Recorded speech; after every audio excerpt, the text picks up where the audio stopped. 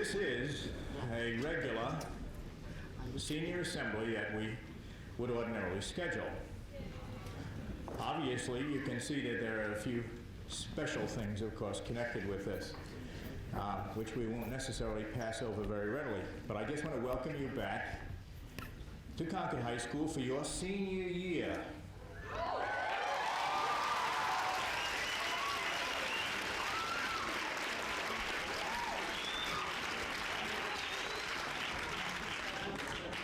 This is the class of '86. For better or for worse, but we hope for better.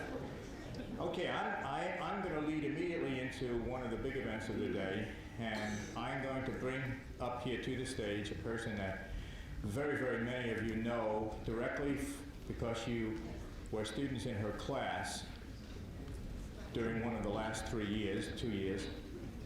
And she's going to say a few words to us. You know that she has been selected as the first civilian in space, a teacher, a communicator, person you know very well. And I'm referring to Christa McAuliffe.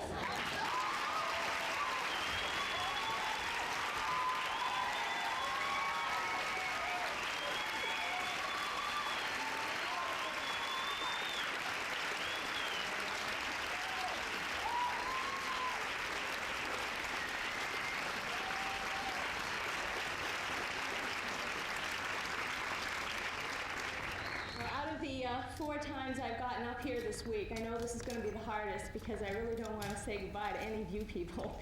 But I will be coming back for graduation. I've already told Massa that's something I'm not going to miss, so I will be there. I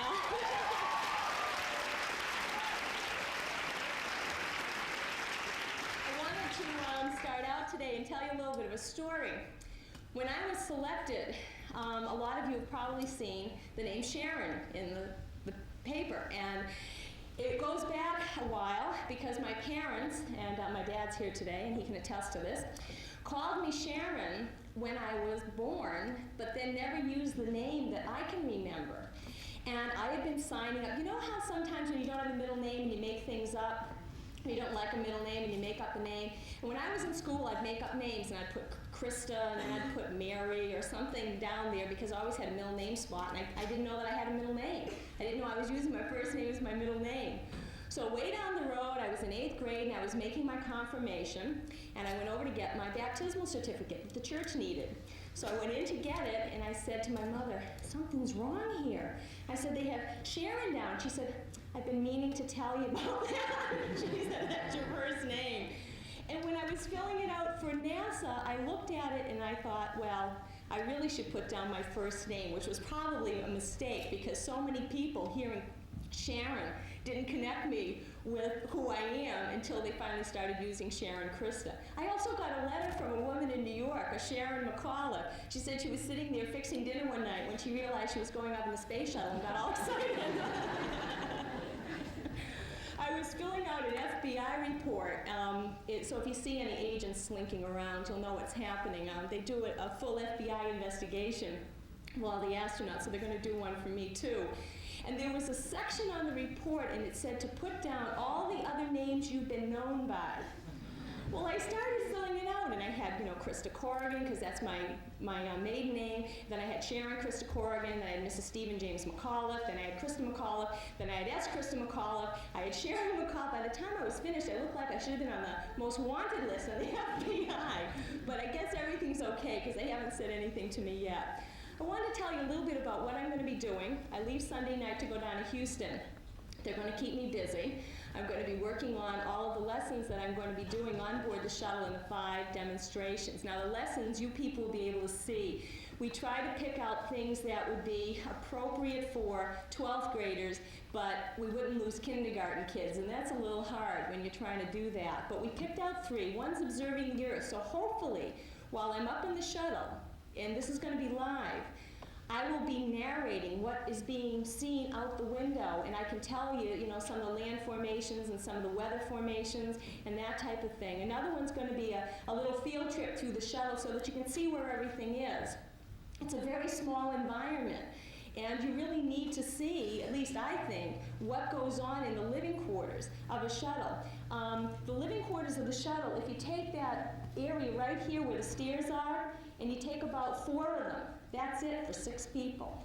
So it's rather a close environment. It's kind of like being in a tent for 6 days when it's raining. You know, you have to stay in that one spot. Of course, we will be weightless, so we'll have different dimensions, but we will be in that. And I'm going to be showing you exactly where you store all of your things, and how you wash your hands in space without getting water all over the place and that type of thing. And also the flight deck, what that's all about. Then the third thing that I'll be showing you will be, why are we in space? What's happening up there? Lots of things are happening in space that are impacting on your life, even though you don't know about it. A lot of the scientific and a lot of the technological advances really, like Velcro, for example, was developed because of the space shuttle. They needed something to stick on, but able to take something off at the same time. So those are the things I'm going to be doing, then 5 demonstrations. Now, Channel 12 is going to try to catch the NASA Select. The problem is that it's the satellite, because Houston uses it, is really low on our horizon, but they're going to try to catch that, and they will bring it in on cable for you. So January 24th or so, you'll be able to turn on the TV and see me floating around, and I'll tell you what, hopefully I won't be sick, and I'll tell you what's happening on board the space shuttle. I just wanted to leave you with a couple of things this year.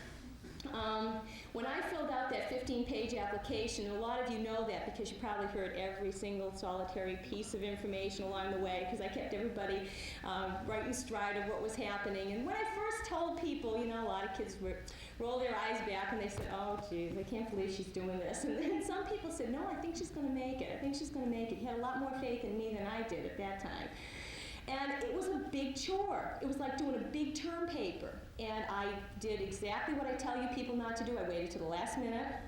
You know, I was racing around like crazy. It had to have a February 1st postmark on it. When was it postmarked? February 1st. I dropped it into the mail. But I did it. And I accomplished it with having absolutely no idea that I was going to get this far. And this year is a real special year for you because it's your last year in high school, but it's your beginning for what you're going to be doing in life.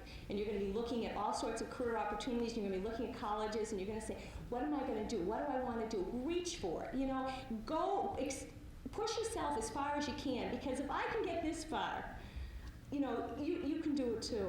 And I really hope you have a wonderful year, and I'm going to miss all of you. Thanks a lot.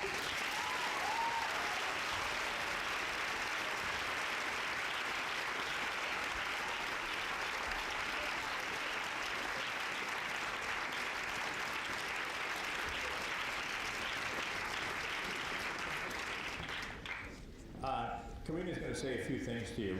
And just hold it for a minute, because we do have a few things prepared that your class has done. And I just want to remind you, too, that this is an assembly, so hang around even after this is over.